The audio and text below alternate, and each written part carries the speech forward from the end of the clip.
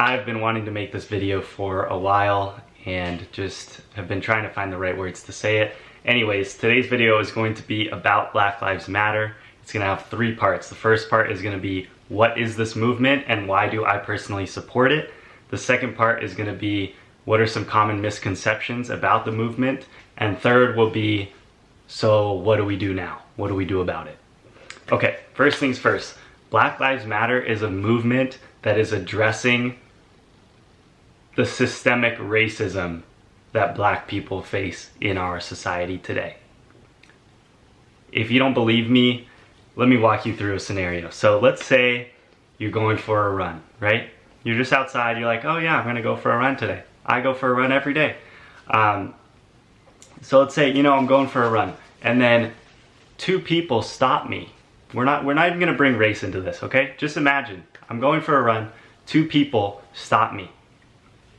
They're not police, nothing. They have no authority to just stop me when I'm running, when I'm allowed to, and they have a gun. They have a gun, they stop me. They're like, what are you doing here? You don't belong here. What? I don't know, whatever they say, it doesn't matter. They stop me, they have a gun, okay, some sort of altercation ensues, and I'm shot dead. Now, I would expect that those 2 people are immediately apprehended by the police and tried for my murder. That's what I would expect. I would feel that that is just. That is justice.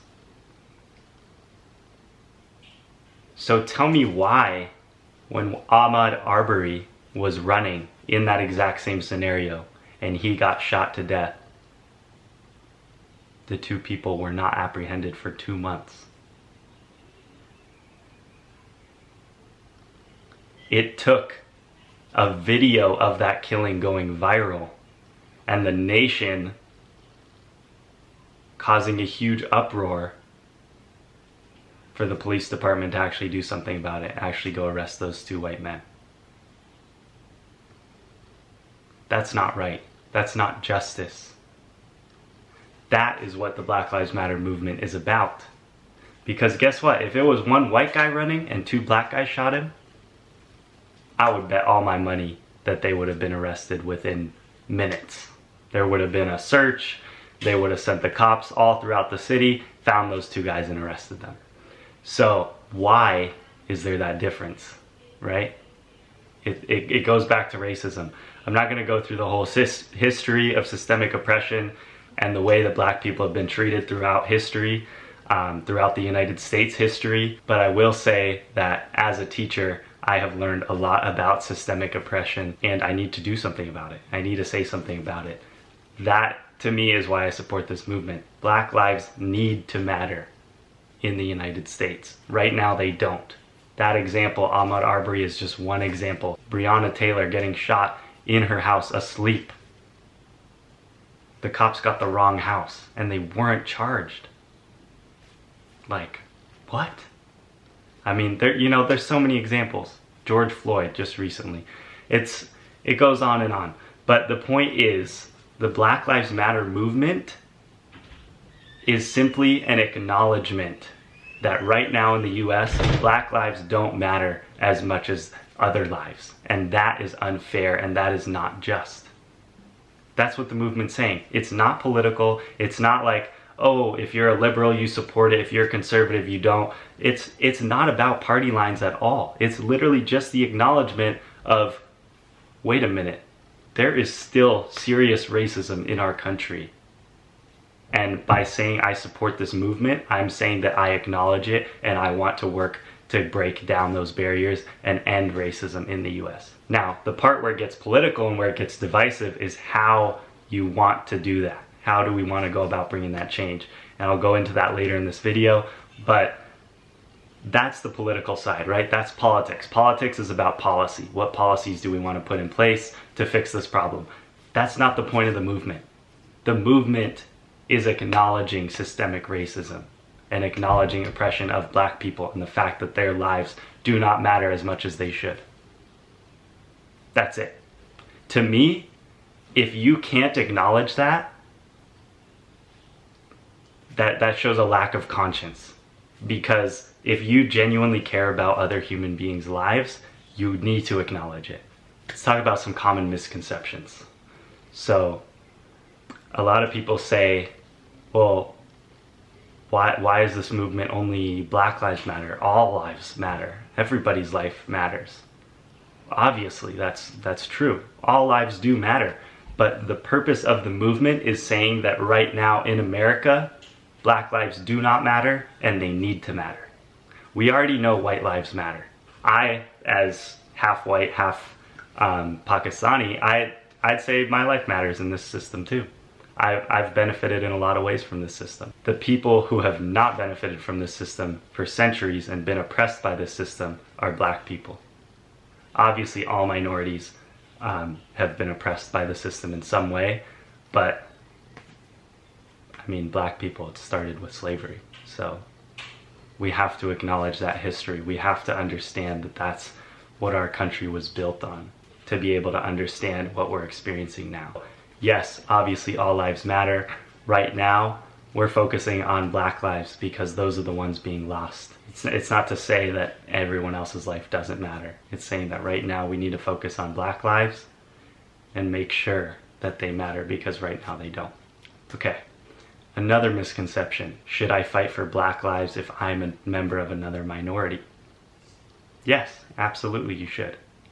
I think that in the grand scheme of things, the Black Lives Matter movement is more than just making sure that Black people aren't harmed, by the police or by white people, and those people get away with it. I think it's much bigger than that. I think it's fighting systematic oppression as a whole. I've heard a lot of people say things like, oh, the system's broken, like we need to tweak this one part, we need to fix this part of the system because it's not working. In reality, the system works beautifully. It's actually not broken at all.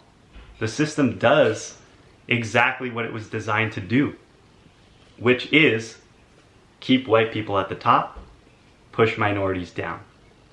That's what it does. That's what the system was designed to do from the very beginning of the United States, when we actually had institutionalized slavery, and as it has progressed and that oppression has progressed into different forms. I'm not going to go into detail about all those different forms. You can look at the links below about the incarceration rate, the school to prison pipeline. These are things that I've learned about as a teacher, as I was training to become a teacher, to make sure that I don't participate in that system of oppression. Overall, this fight is going to be a long one. And I think that leads me into my third point, which is what can we do? If you have so far agreed with the things I've had to say in this video, then you're probably angry and you're probably hurting and you want a better world for your children. I don't want my children to grow up in a racist world. I don't want my friends' children to grow up in a racist world. I don't want to lose my Black friends because of police brutality. Those are the reasons I'm fighting. Now that I know why I'm fighting, I think the first step that we can do is educating ourselves more. I'm not an expert in systematic oppression. I'm not. Systemic, I guess, is technically the right word. See, I'm not an expert, and I'm not trying to be. I'm not trying to come off as like someone who knows all the answers, who knows everything. I'm not even Black myself, so I don't even know what it's truly like to be a Black person in America. That doesn't mean that I can't learn, right? I have so much to learn, and I'm going to continue educating myself. The first book I'm going to start off reading is The New Jim Crow, which talks about how systemic oppression has morphed into what it is today. That's just the first book I'm going to read. I've heard good things to learn what the experience is like being Black in America. So education is the first step. While we're educating ourselves, we can also take actions in a lot of different ways. One is protesting. You can go out and protest. In all honesty though, I don't see these protests lasting,